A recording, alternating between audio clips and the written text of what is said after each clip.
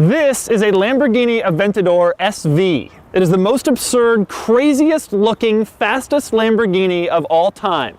And today, I'm going to review it.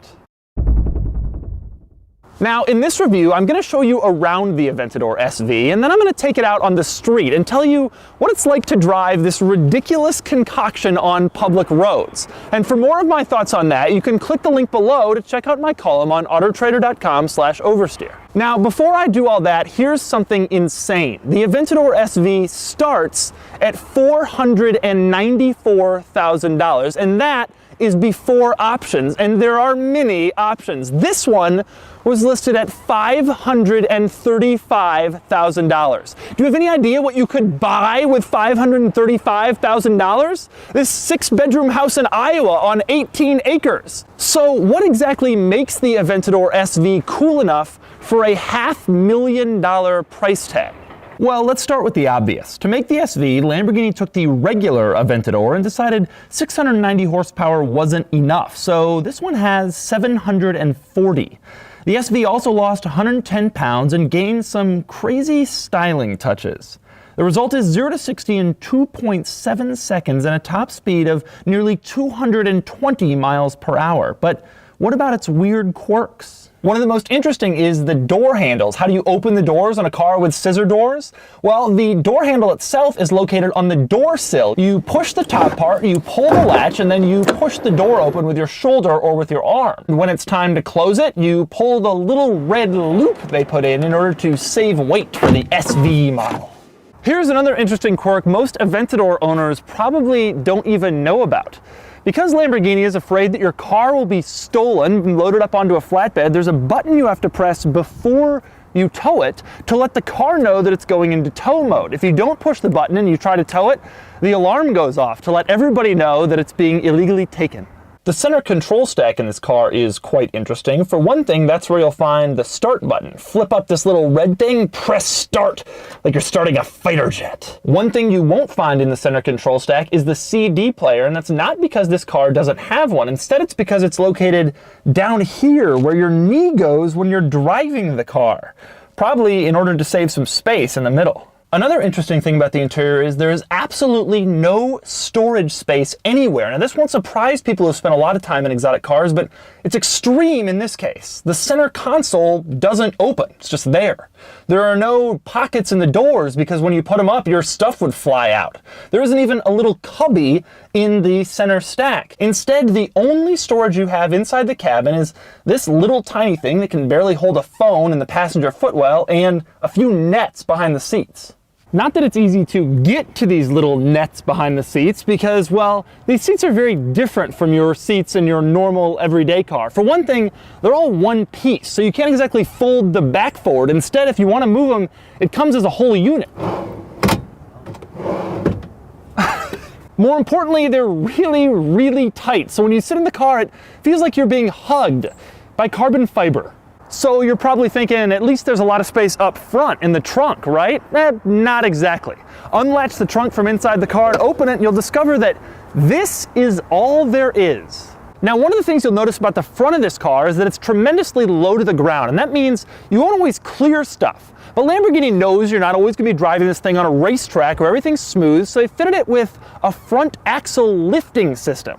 I'm serious, push a little button inside the car and the front axle lifts up to clear whatever obstacle you need it to clear. Once you've cleared whatever you're trying to clear, press the button again and the car goes right back down. Another cool thing about the Aventador is the rear turn signals. Check that out. It points the direction you're going to turn. It looks a lot cooler than a turn signal on your normal everyday family car. Another incredibly cool thing about this car is this gauge cluster. Tell me this is not the coolest gauge cluster you've ever seen. And if you don't think it is, well, check it out now. That's awesome. Now, interestingly, while most other modern exotics have a reconfigurable center gauge cluster, in this thing you are just looking at the tachometer so you can focus on driving. The only reconfigurable portion is down here, where you can change between telephone, auxiliary, and a few of the gauges. And speaking of the center display area, check this out. This is a G meter that shows your maximum Gs in every single direction. This is exactly the kind of center screen you expect to find in a seriously track-focused car. Now, beyond all the crazy quirks of this car, there are two things I especially notice as I walk around it and check it out. Number one, the crazy options, and number two, the incredible attention to detail. We'll start with the crazy options. I have here the original window sticker to this car, which shows an original MSRP of $534,809. I'm going to read you a few of my favorite things from this window sticker. Number one, on a 1 to 10 scale of fuel economy, this car gets a 1. It also says that compared to the average new vehicle over 5 years, you'll spend $10,000 more in fuel costs, but the options are the most interesting thing. There's a tiny little fire extinguisher in the passenger footwell. That thing, $800. The rear air intakes are finished in carbon fiber. They look beautiful. But do they look $5,600 beautiful? This car is equipped with the travel package. I'm not sure what is involved in that, but I do know that it cost $1,100. The backup camera, standard on a Toyota RAV4. In this car, $2,100. You could buy an entire used Mazda Miata for that. And then there's my favorite option. On the rear fender, it says SV in giant decals, but they're just black with a little cutout. I can make that in my basement. Lamborghini will charge you $2,800 for the privilege of having those decals installed at the factory. In the end, this car has almost $50,000 in options in addition to its $490,000 base price. And once you've added all the options, you're still not done. The gas guzzler tax charged by the federal government because this thing gets 13 miles per gallon in combined driving, that would be $3,700. And Lamborghini's destination charge to bring it from Italy here, $3,495 for a total price, once again, of $534,809. The other interesting thing I noticed about this car is its incredible attention to detail. When you got inside a Countach or Diablo, you kind of got the feeling that Lamborghini just cobbled everything together and just hoped for the best.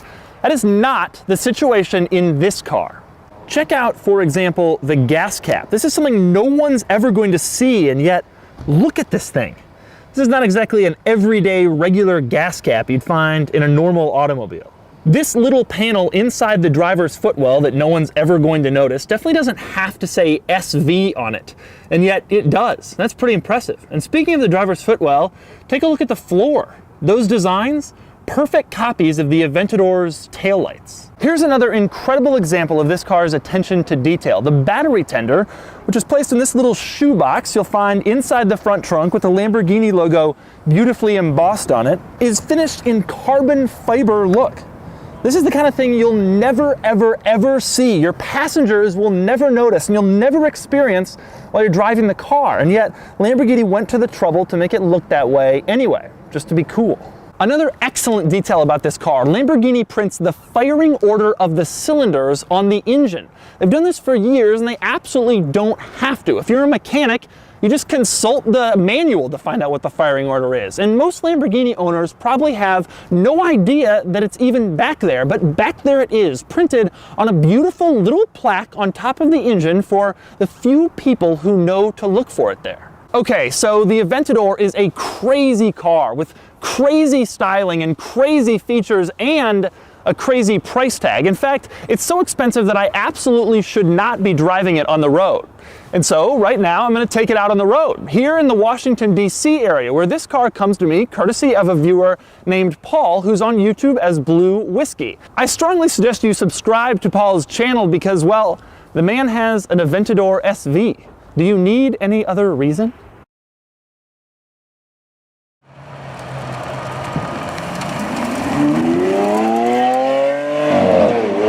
Okay, now the problem is we're doing this in Virginia where we'll get arrested for even thinking about speeding. Too much, yeah. The thing you notice instantly is just Lamborghinis, more than any other car I've driven, feel just bizarrely exotic. Even a Ferrari, you can still feel like a fairly normal experience. There's nowhere you can look in this car where it doesn't feel completely insane. There's a guy with an S2000. I bet he thought he was pretty cool when he got in his car this morning.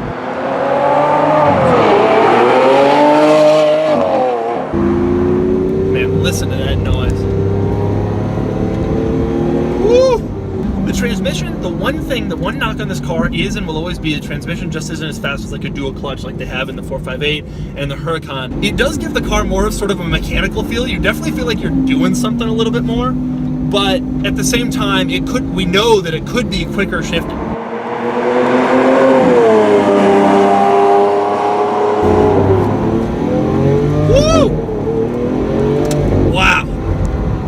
So fast you can feel that this is not the light little car that the Huracan was. This thing actually has some weight to it. I feel like the stakes are a lot higher than the Huracan with this car. I know that it's bigger, I know that it's wider, faster, all that stuff. Much more powerful. It also is more insane looking, and of course it's more expensive. If this is like a Huracan completely on steroids. Do a U-turn. Oh, the turning radius is nowhere near as bad as Lamborghinis of old. Like a Countach, that'd be like a 9-point turn. God, it's just so weird to drive this around normal cars. I mean, I just passed an Acura RSX and I'm looking up at him like he's driving an SUV. With that said, the driving experience isn't like so insane that no one could manage it. I feel like I could put a normal person in this car and they'd be able to figure it out with a little bit of a tutorial about how to use the paddles. It's not so crazy that you're like sitting in this cramped space and you can't see anything. You could, in theory, drive this car fairly frequently. You know, old Lamborghinis, you had to really work with an insane clutch and deal with the gated shifter, and the ergonomics were terrible and you couldn't see anything. This one, you don't make any crazy compromises, but you are acutely aware of what you're driving at all times. But I think that's kind of cool.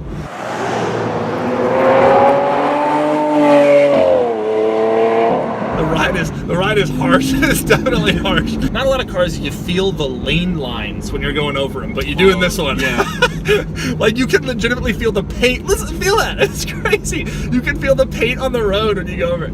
I mean, these bumps, it's like, this is a car you have to commit to. You have to be seriously committed to.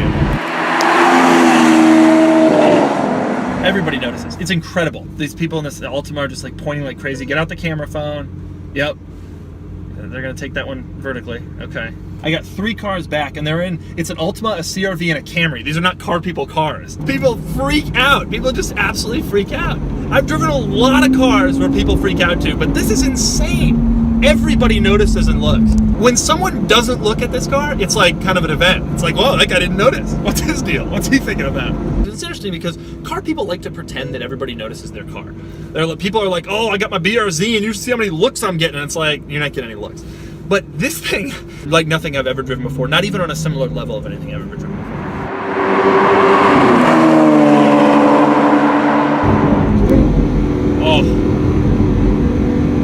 Oh man, here we go. Wow, oh my God. That's insane. Wow, that's crazy. It still feels very stable. Woo!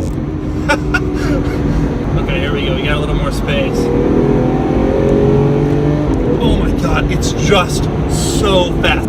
And now at normal speed on the highway, it's just stable. You still feel bumps. You feel bumps more than in any other car. However, the car is pretty stable. If I take my hand off the wheel, it doesn't track in any one direction. It doesn't tramline based on the road. It goes dead straight like a German car would, which is kind of nice. There's some German influence in this thing that's not necessarily a bad thing.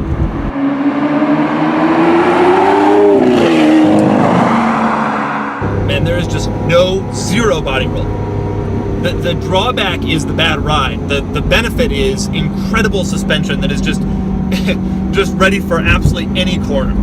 I can see myself getting lulled into being like, oh, I know what I'm doing in this thing, and then one day you come around a corner and you're like on the local news.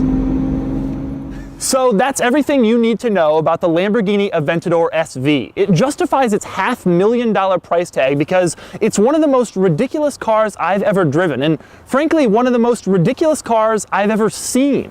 It has insane styling, it has crazy power. Just look at it, it's the most Lamborghini of Lamborghinis. You cannot possibly be around this car or in this car and not be having fun. Yes, it is expensive, but admit it, you would much rather have this thing than that 6-bedroom house in Iowa.